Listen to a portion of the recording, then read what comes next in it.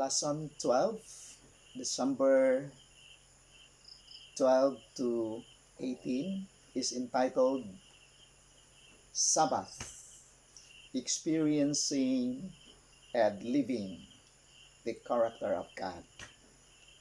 Our key text is found in the book of Mark, chapter 2, verses 27 and 28.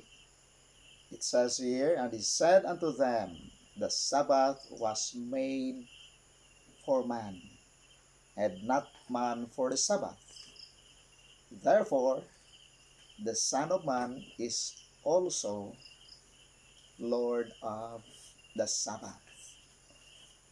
For the whole week's consideration, beginning Sunday, of course, Saturday afternoon, um, Sunday tells us the issue of time. By the way, Sabbath has something to do with a very unique element of God's relationship to mankind and mankind in his relationship to his wonderful creator and his compassionate redeemer, who is also our faithful forever friend, our wisdom, our grace, our strength, our righteousness, our salvation. For in God alone we move, we live, and have our being. So for this consideration about the Sabbath, experiencing and living the character of God, because speaking of the Sabbath,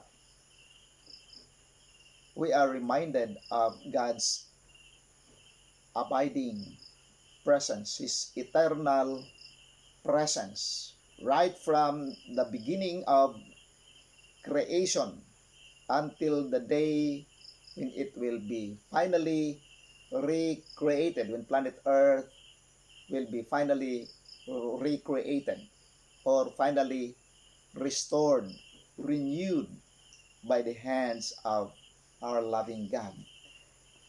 Interestingly, when we study about the Sabbath, the seventh day Sabbath, it is deeply rooted in the infinite mind, in the mind of God, who is not only our wonderful creator again, but also our compassionate redeemer. Love is the immediate and the ultimate basis of divine creation and divine redemption. It is all about God. It is his story. It is a divine revelation of God's presence entering into a loving, uh, faithful relationship with his created beings, man as the crowning act of God's creation, created in the image of God, in the character of God, physically, mentally, socially, spiritually, emotionally, man resembled or designed in accordance with the divine blueprint, his creator, created in his image. So, time is the most important factor in this week's study, lesson number 12.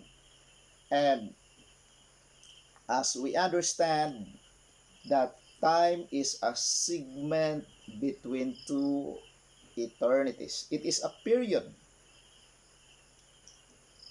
between two eternities. Meaning, when the infinite God entered into a saving relationship by way of creation and by way of redemption. So, this divine transcendence, this is the otherness of God, the hidden God, only known to the immediate members of the Godhead, who designed man in his own image by way of creation, and he delivered all his designs in his act of creation week. So this week we're going to rediscover the most important factor or aspect or concern in this revelation, inspiration, and demonstration of divine presence, because our lives, our relationship with Him is deeply rooted in God. So, as we go back to the creation week, there are series of unfolding of divine blessings through His presence. This is an apocalyptic beatitude in the work of divine creation. When we say apocalyptic, meaning there is a progressive chronological order from the first day blessing in the creation week by having God's presence, because it is the presence of God in His work of creation and in His work of redemption that brings all these blessings. From the first day blessing to the second day blessing to the third day, fourth day, fifth day, sixth day blessings. And God declared that it is good. But when He finished His work on the seventh day, He declared it's very good. There is a whole scale blessings, not only from the first day to the last day. It is a time of divine presence in His work of creation. Now, we know that this divine institution of the seventh day Sabbath is anchored on the foundation of infinite love. For God is love. There can be no real, genuine, absolute, infinite blessings apart from God. From the first day of creation to the finishing touches in His work of divine creation in the creation week. And there are 7 absolute, infinite blessings coming from the divine creator. And the most important blessings that man should always remember is the presence of God. He did not prepare only what man needs from the first day to the second day to the third day to the fourth day to the fifth day, and even the presence of God in His very own being as a creation, a crowning act of God's creation. Man is the crowning act of God's creation. Thus, the Sabbath was made for man and not man for the Sabbath. In other words, God signified his divine presence to be in a loving, faithful, infinite, eternal relationship with his creator, that he will always be with him. In this case, it is very important to understand right from the very beginning, because the sanctity, the sacredness, the eternal presence of God from the very beginning of the first day to the last day of God's work of creation. That the word, by the way, the word blessing or bless or to create is the same in the original Hebrew manuscript or language, bara, meaning it is a divine act. And this divine act, it is only associated according to the acts of God. When you use the word bara, in the beginning, God. Right from the very beginning, in verse 1, in the original manuscript of Genesis chapter 1, there are 7 apocalyptic words there. There are only 7 apocalyptic words in verse 1. That is in the beginning. God created the heavens and the earth. In the original Hebrew manuscript, there are 7 unfolding of divine apocalyptic presence in his work of creation, right there at the very beginning. Why 7? And in verse 2, there are 14 words, doubled. It is doubled in verse 2, according to the original Hebrew manuscript. Why doubled? On the second day, on the third day, tripled. Fourth day, it is multiplied until it is completed and perfected, meaning God's work of creation from the beginning down to the end is progressively, chronologically revealed that his presence is like what? The path of the righteous. God's presence, who is the only one who has the rightful authority to give the best of his creation, and even man his very own image. God chose from eternity in the past that in God's work of divine creation, and by creating man in his image, man should reflect and must reflect by choice, by the power of choice for all eternity. And God gave that power of choice. So he chose to make man in his own image and allowed man to develop a loving relationship, faithful, infinite, eternal relationship right there from the very beginning.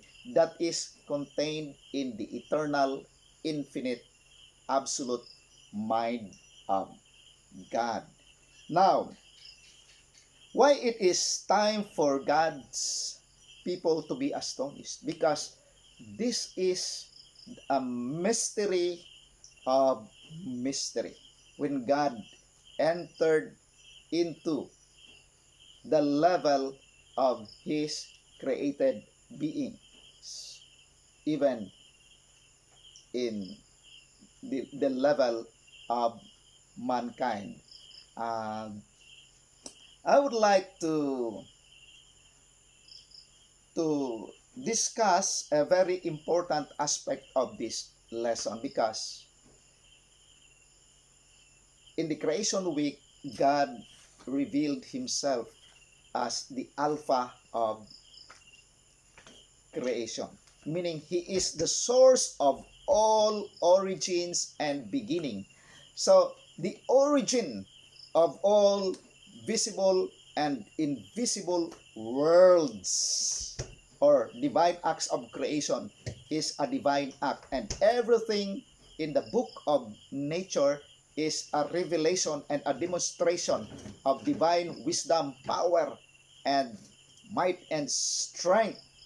Everything in the book of nature, in his creation book, is a miracle of love and divine presence. And the word ashuri, or and that is in the original Hebrew word for blessing, or in Greek makarios, the word uh, blessing, meaning it means in the infinite mind.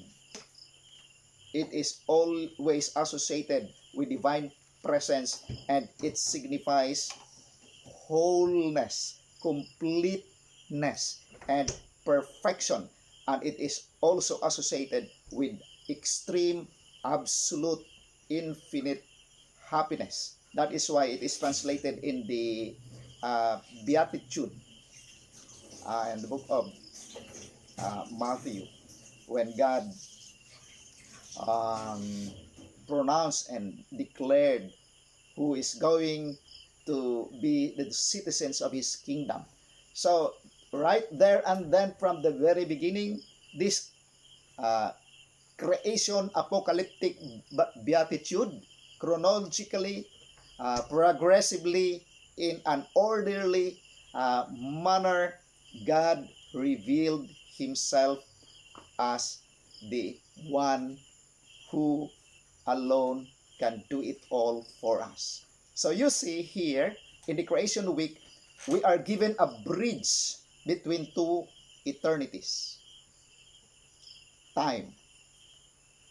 In the great cosmic week of time and in the great creation week of time, God revealed himself as the only one who can enter into a loving relationship to his wonderful, masterful, powerful works of creation, even in declaring that the completeness of his creation, he signified it by his own hands and by his divine presence, that the seventh day Sabbath, when God blessed, he sanctified it and hallowed it and set it apart for a special purpose, that his presence is always there, not only from the first day of his creation, second day, third day, down to the last day. It is his eternal presence that guarantees man's eternal peace, joy, and happiness in communion with his Creator. The fact that the first full day of Adam and Eve is or was the seventh day. He was invited to enjoy the divine presence of his life, who is the source of all blessings, from the first day to the second day to the third day to the fourth day to the fifth day to the sixth day, when God gave his very own life in the lives of Adam and Eve. It is a divine act of love and power. Okay, why we need to understand more fully, more clearly about the Sabbath, because it is this relationship that God has signified and sealed that He is the source of all blessings, not only from the first day down to the last day, not only from the book of Genesis, because God is the Alpha of Genesis and the Omega of Revelation. Why we need to understand this from the sacred pages or from the sacred writings? It is very important in the mind of God that this should be settled fully, completely in the mind of man or mankind, that he belongs to God by divine act of creation and by divine act of redemption. And he is the same God, the author and the finisher of our relationship with Him by faith. Meaning, when we say by faith, what is faith? It is the substance of things hoped for, the evidence of things not seen. We may not be able to see God face to face right now because of that separation. Our sins have caused the gap of eternal separation, but God Himself bridged the gap. That gap was mightily demonstrated in His act of creation in the infinite mind, and in His act of redemption, and in His divine act of intervention, mediation, meaning He is always there in between two eternities, from the very beginning down to the end, in His work of creation and in His work of recreation or redemption or restoration. God is always there. He was there all the time. He is here all the time and will be with us. The God who is with us all the time for the ceaseless ages of eternity. Wonder of all wonders that man should discover such a divine relationship that God established in the hearts of all mankind, of whatever race or station in life. There are inexpressible longings for something we do not now possess. This longing is implanted in the very constitution of man by a merciful God, that man may not be satisfied with his present conditions or attainments, whether it be good or whether it be evil. The design and the desire is of Him, that it may lead to Him the fullness of that desire, that fullness of joy and pleasures forevermore, can only be found in that loving, faithful relationship with His Creator, creation or creature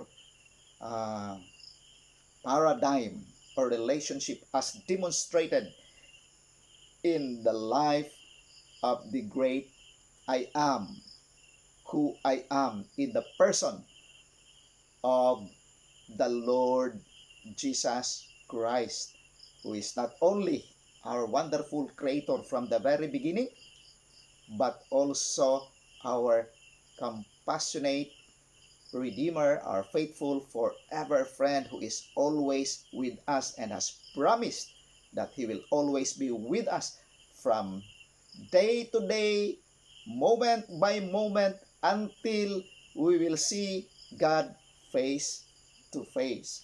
But I would like to touch from this lesson that we need to rediscover,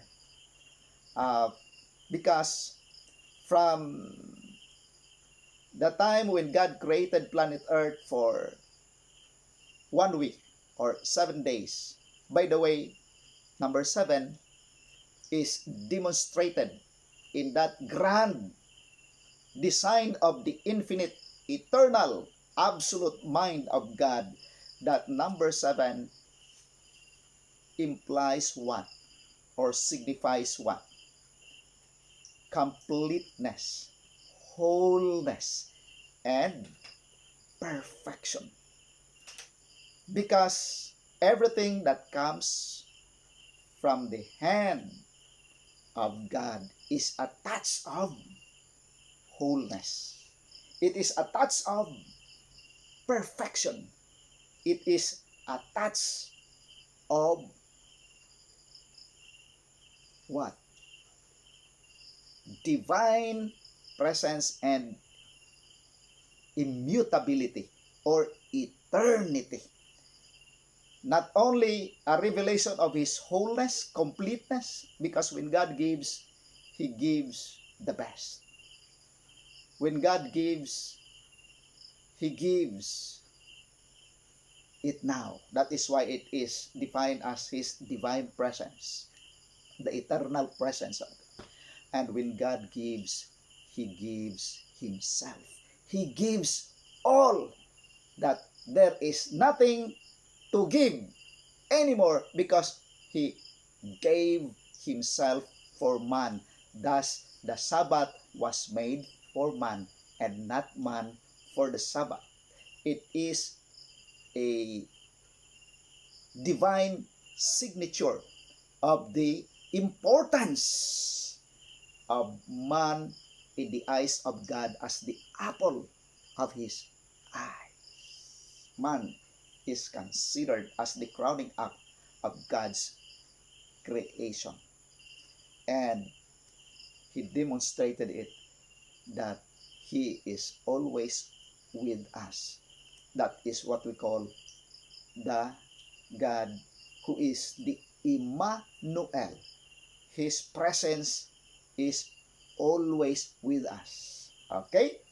Now, as we go into the sacred writings, the records in the past, Israel was called by God from their bondage, from their prison house, from their slavery. They worked so hard from the first day to the second day to the third day to the fourth day to the fifth day to the sixth day, even to the last day of the week, forgetting the divine presence in their lives. As a people, as a family, as a person, they forgot God. And God would want to remind them that He loves them with a love that is infinite, immeasurable, love that is boundless, love that is timeless, love that is not restricted by a point of time, but it is a love that is perpetuated by His eternal presence. That is why God said in His greatest commandment, if you love me, keep my commandment, because the commandment of God is a commandment of love. It is a commandment of perfect, complete, loving, faithful relationship with this creator and creature relationship. It is a love that is stronger than death. It is a love that is better than life. His loving kindness is better than life. And in the lives of the Israelites, the Israel of God he called that his people, or his people there in Egypt, who worked so hard for so many years and decades and centuries, working so hard as if that is the only way for them to live, by working hard, not uh, understanding that it is in resting. It is in resting, not only in working, like in the divine acts of creation, 6 days he worked so hard for his people. Meaning the work there so hard, meaning God gave everything, that man will no longer look for something except the presence of his wonderful creator.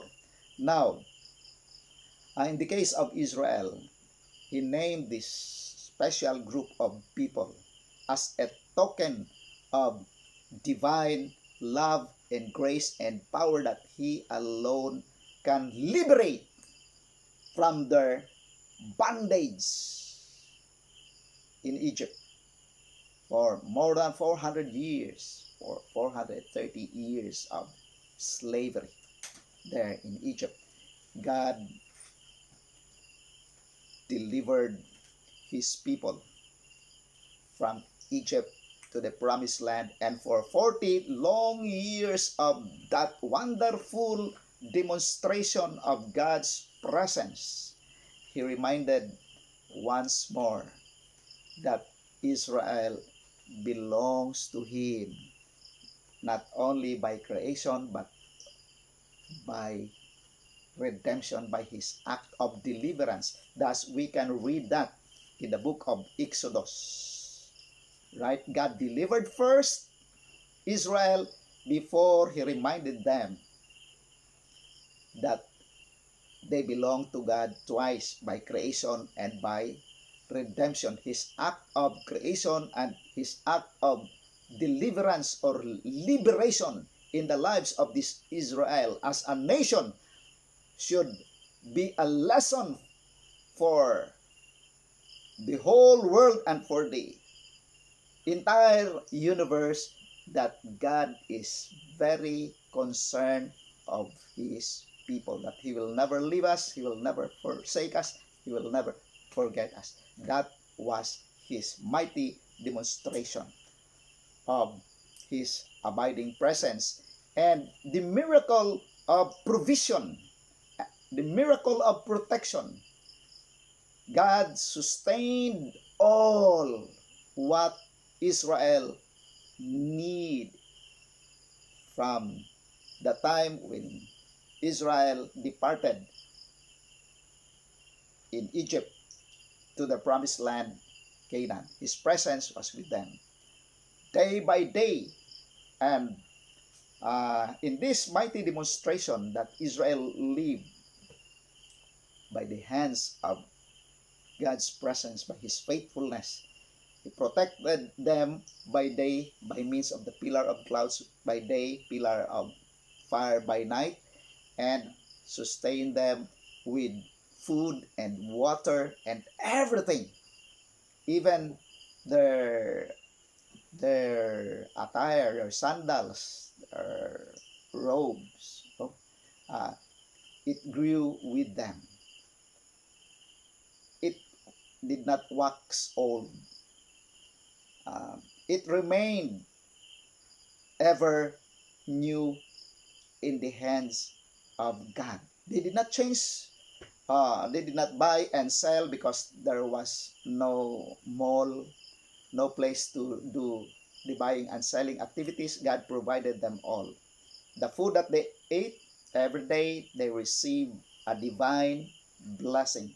It rained from heaven, this divine blessing, that manna, this miracle of divine provision for them. They were sustained by God. They live a hand-to-mouth experience, but it is the hand of God that put the food in their mouth and the water they drink and everything they need. It was a hand-to-mouth, loving, faithful relationship because it is the hand of God that feed them by way of raining manna day to day. And on the sixth day, this miracle of divine provision, in terms of food, manna, what is it? It means the food of the angels, or it is also called the corn of heaven. It can be eaten like a fruit or it can be eaten like a vegetables. It depends on how they are being instructed to prepare it. But it is something like fruits, grains, nuts, vegetables, and root crops. Everything in full package, meaning the divine presence in full package, the completeness. It's all there. All the nutrients, phytochemicals, vitamins, minerals, and everything. It is right there because it is God who provided them. It was something that they should understand that He alone can feed them. Twice, two times, it was doubled on the sixth day. Because on the seventh day, the provision for the manna was doubled on the sixth day. For 40 long years, every week, every day, manna was rained to them, but doubled on the sixth day, Friday, and on the seventh day, there was none. Because they have to celebrate God's presence because He provided them all the way from the beginning down to the end, and it was doubled. For how many years? 40 years, every week. So how many Sabbaths all in all? More than 2,000 Sabbath celebration.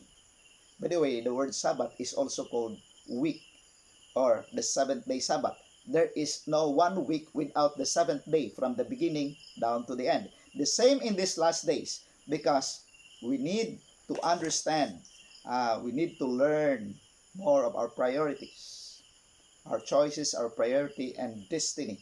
We need to find balance in our relationship, in our work and rest relationship. And God would like to invite us to work with Him for 6 days in developing a Christ-like character and to rest with Him that He alone can give us such character by the presence of the Holy Spirit in our lives because God can finish His work and cut it short in righteousness.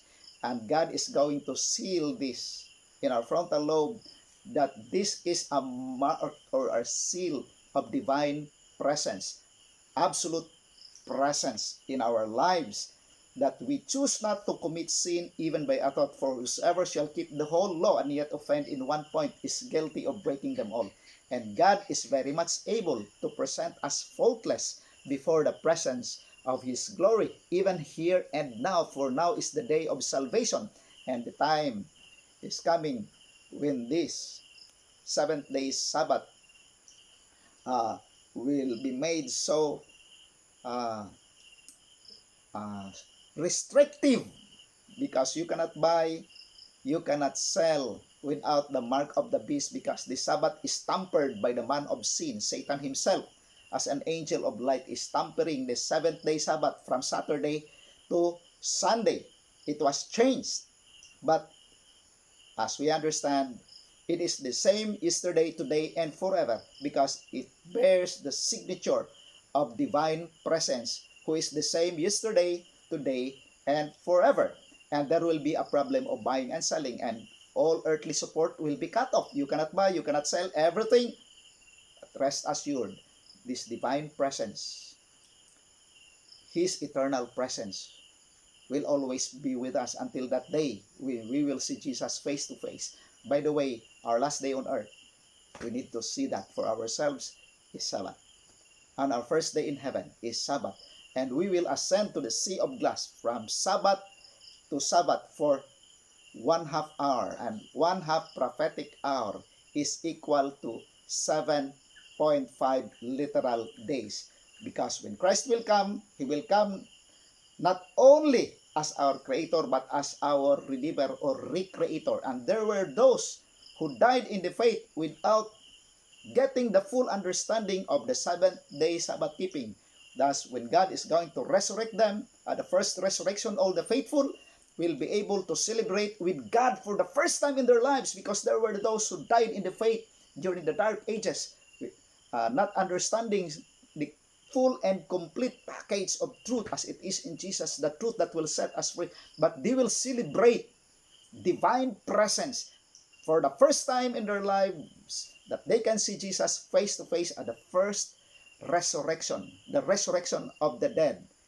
And all who have died in the faith from 1844 October 22 will be resurrected 15 days before the second coming of Jesus, that is at the voice of God at the very beginning of the seventh plague, because there are 15 days of continuing plague, continuing earthquake, no? With different increasing magnitude on the seventh plague for 15 days. But there is a special resurrection for all who have died in the faith, and they will see God coming in the clouds of heaven through the gates of Orion, until they will experience the last note of God's trump, when this mortal body will be changed to incorruptible body or immortal body, from corruptible to incorruptible. The last touch of divine presence in the lives of God's people here on earth will be demonstrated at His coming, because we will be changed from glory to glory for all eternity. May God help us to learn more about His divine presence, and the only thing that we can bring from this life to the next is His divine presence, His character, sealed by the Holy Spirit for all eternity. Even here and now, we can experience God, His presence, His character, His power, His strength, that He is the same yesterday, today, and forever. May God bless us. This is my prayer.